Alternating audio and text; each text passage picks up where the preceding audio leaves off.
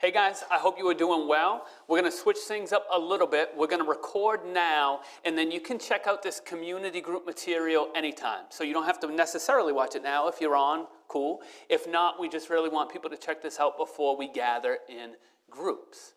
Every time we're going into our community group material, we're really just trying to turn our heart and our mind towards the scriptures. So we know we open the Bible and we receive God's love for us. And it shapes our soul and it shapes our mind, and it's a huge win, and it's really, really good. Now, right now, we're just going to keep the conversation going from this morning. We talked about the woman. She was a sinful woman. She wept on Jesus' feet, and she kind of interrupted a Pharisee's dinner party. That is found in Luke 7, verses 36 to 50. We'd love for you to spend some time with that personally. We're not going to read it all, but it is worth checking out. So another dinner party with Jesus. Please read Luke 7, 36 to 50. Now, the woman who's kind of the star of this story, well, Jesus is always the star, but maybe slight co-star, she found something so healing in Jesus. I mean, everything about this situation expresses love, adoration, devotion, gratitude. Like, this is a really, really beautiful moment. For us, it might be kind of difficult to imagine the things that is going on in her heart and in her mind.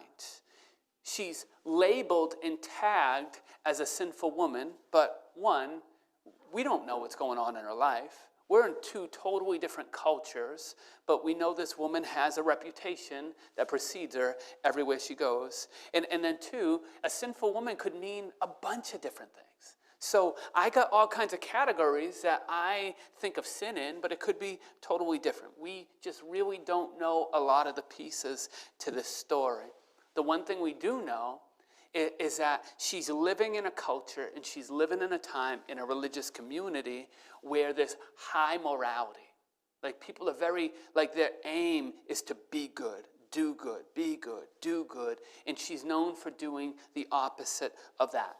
So she likely feels a lot of shame. She likely feels a lot of scorn. A lot of people look at her funny. And she probably has very low spiritual hope that anything good is going to come into her world.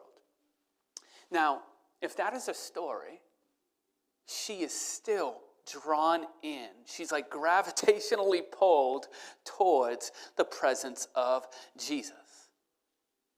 And what the audience watching this moment can't understand is why Jesus isn't pushing her away. Like, why would Jesus let her have this moment? And what I want to celebrate is that this is such a great perspective of God. I want to paraphrase a little bit Colossians 1:15, because in that, Paul says that Jesus is the image of the invisible God. And what that means is we don't see God the Father in heaven, but we do see, and people saw, Jesus Christ walking on earth. And everything that Jesus did, everything he said, everything he didn't do, everything he didn't say, that's an exact replica of what the Father would do if he was walking around, if he wasn't spirit, if he was body. There's actually another verse that came to mind this morning as I was thinking about this. This is Hebrews 1, verse 3. It's not going to be on the screen. Hebrews 1, verse 3. It says, the Son, talking about Jesus, is the radiance of God's glory and the exact representation of his being. The Son is the radiance of God's glory, right?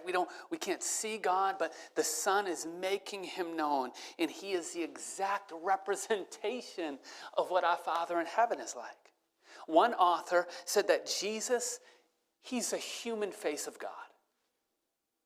And what gives hope to our hearts is that this woman comes to Jesus, and he does not push her away. And what gives hope to our hearts for you and I is that we come to Jesus and that he does not push us away. Now, when we were talking about the story this morning, I didn't talk a lot about the perfume. The perfume that she took when she wept and washed and kind of massaged Jesus' feet with her hair, and then it capped off with pouring perfume on his feet. That would have been expensive.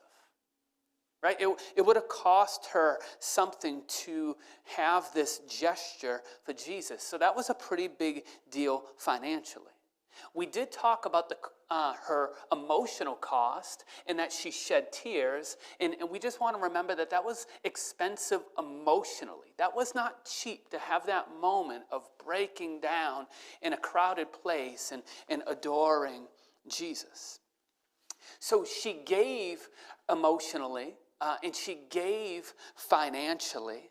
And it seems like in our lives, when we have moments where we're caught up in the love of Jesus, that it really is easy to do things for Jesus. It's easy to give, it's easy to worship, it's easy to pray, it's easy to love, it's easy to serve. Those things come more natural, those things flow just again, easier than normal.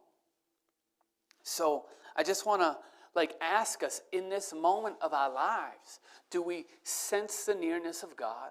Is our heart full of worship? And is it easy to give? Does that stuff come easy? Now, I've heard people talk and authors talk about an inner Pharisee. There's a Pharisee in this story, and he's the one that invited Jesus over. And when we talk about Pharisee, there's some terms, there's some definitions that we can live out, that we actually see come alive in our lives, in our brokenness, and in our drifting. And we want to identify them, and we want to repent over them. So like an attitude of a typical Pharisee would be a person that wants to earn. They don't want grace. A Pharisee, the Pharisee in me does not want grace, I want to deserve.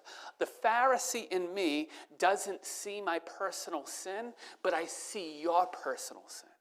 And the Pharisee in you doesn't see your personal sin, but you see my personal sin. My inner Pharisee, instead of finding Jesus beautiful, like this woman found Jesus breathtakingly beautiful. Instead of that, the Pharisee finds Jesus momentarily useful. Tim Keller talks about that a lot. Do we find Jesus beautiful or do we find him useful? And I got to dig at the depths of my heart for that. But we're going to see the comparison of the woman that loves Jesus and the Pharisee in verses 44 to 47. The scriptures say, then Jesus turned to the woman and said to to Simon, do you see this woman? I came into your house. You did not give me any water for my feet, but she wet my feet with her tears, and she wiped them with her hair. You did not give me a kiss, but this woman from the time I entered, she hasn't stopped kissing my feet. You did not put oil on my head, but she poured perfume on my feet. In verse 47, therefore I tell you, her many sins have been forgiven, for she loved much. But he who has been forgiven little loves little. So we see comparison, and I got to ask my heart, and I would like to invite you into this, to ask our hearts, do we ever find ourselves treating Jesus like this man treated Jesus? A lack of love, a lack of attention, a lack of humility, a lack of appreciation. Guys, I know I do. I know I can drift into that place that I do not want to be and I do not want to stay. And if I'm there, if I find myself there right now, or if you find yourself there right now, how do we go from that back to, metaphorically the feet of Jesus? And we're going to say it's remembering the gospel. The gospel tells us that Jesus' feet, instead of being stretched out, reclined away from a dinner table, Jesus' feet was stretched out on a Roman cross. And this stake was pounded into his ankles. And that was for my sin. That was to bring me reconciliation to God. That was to purify my heart and my mind. That was my only hope of salvation. When I remember the feet of Jesus, right? I want to remember him reclined, but I also want to remember him extended, because this works incredible ways in our souls. So we keep coming back to the cross. And in that cross, remembering Jesus, like literally hung out, erected, resurrected, crucified, that allows my heart to come out of that moment of Pharisee. So we want to remember the gospel, and we want to remember the feet of Jesus. Our discussion questions that we're going to talk about sound like this. What part of this story is most encouraging to you, and what part is most discouraging? There's a lot at play in this story, so we're going to read it together when we gather, and we're going to talk about like what made our heart happy and what hurt our heart. Number two, this is very personal, and if we be honest, how is our soul feeling right now? Are we living in a place of worship, or are we living in a place of work? Do we connect more with the woman at Jesus' feet, or the Pharisee criticizing that woman? Number three, what are our personal warning signs or heart attitudes that we are leaning towards being a Pharisee? There's indicators, there's red flags. So for you, what is that? For me, what is that? Number four, we're just going to kind of tease out these scriptures. How do you hear the statement, he who has been forgiven much loves much?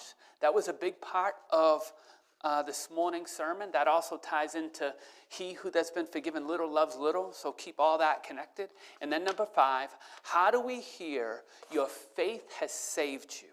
Go in peace. And the question is, was this woman saved by her expression of love, or was she saved by her faith, or both? Like, how does God work? So that's a theological, practical question that's always good for us to wrestle with.